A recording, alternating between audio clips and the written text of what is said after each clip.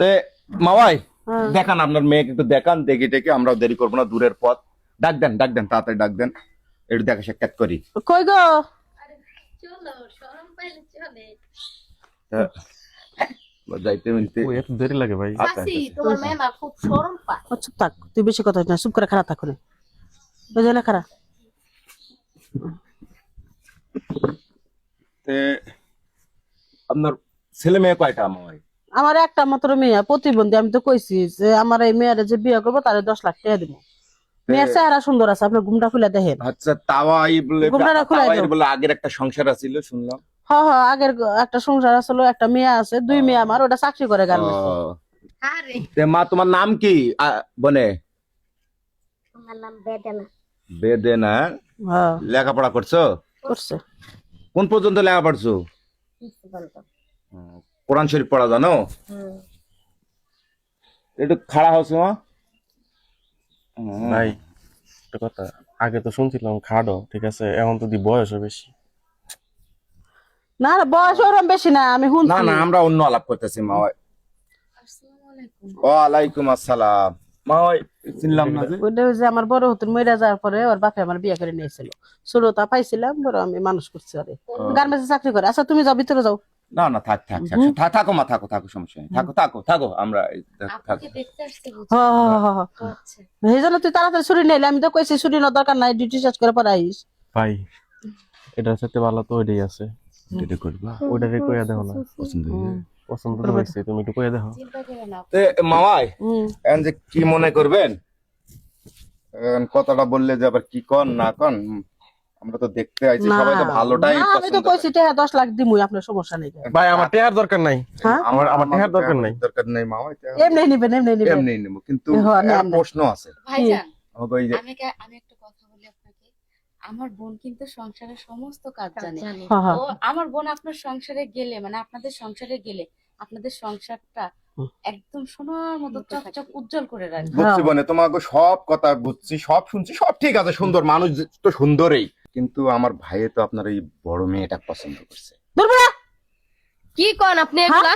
আপনি আমার মেয়েরে দেখ পারেছেন 10 লাখ টাকা দেবো। না, আপনার বাইরে লোকে চাকরি করে, মাস গেলে হ্যাঁ, 40,000 টাকা বেতন তো পায়। সরকারি চাকরি। এই না আমার হোটেলের মেয়ের আবার টেনে আনতেছেন কে? এখন পছন্দ তো কেউ বিয়ে শাদী করে, পছন্দ কইরা মন মতো সবকিছু চেহারা সুরত। এই হোটেলের মেয়ের 100 বার কইছে যে দেরি করে অফিস থেকে ফিরবি। আগে ভাগে আইছে বিয়েটা ভেঙে দিবার লিগাল। না না মা, বিশ্বাস করো, আমি কে দাস যে বিশ্বাস করলি সব বোনেরা ভালোবাসা বিশ্বাস করে বিয়ে ভেঙে দিছে, আর কিছু কথা না কে? না না না না না মামা, আপনি উল্টাটা ভাবতেছেন না, আমার ভাঙতাছি না তো বিয়ে। এটাও আপনার মেয়ে, এটাও আপনার মেয়ে, একটা হলো আগের। ওরে বিয়া দিলে আমার সমস্যা হবো, চাকরি করে আঙ্গ খাওয়াইতেছে, ওরা বিয়া দিব না, ঘরে খাম বানাই রাখবো। তা শোনেন মামাই, হ্যাঁ এখন আমরা তো আসলাম, তাহলে কি ফেরত যাবো? আপনি যদি রাজি না হন আমরা ফেরত যাবো, আপনার ছোট মেয়েকে আমরা বিয়ে করবো না, আর বাড়ির সাইজা আপনাকে ফোন দিয়ে জানাবো। কিন্তু আর বড় মেয়েটাকে যদি দেন, তা আমরা এই বইটাকে আমাকে বাড়িতে ফোন দেবো, লোকজন আসবো, আমরা এই বইটাকে বিয়ে করে নিয়ে যাবো।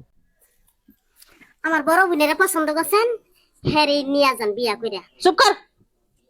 হ্যাঁ আমার মার সংসারে অনেক কষ্ট করছে, অনেক চাকরি করে টাকা পয়সা দিছে, আপনার সংসারে গেলে অনেক ভালো হইবে।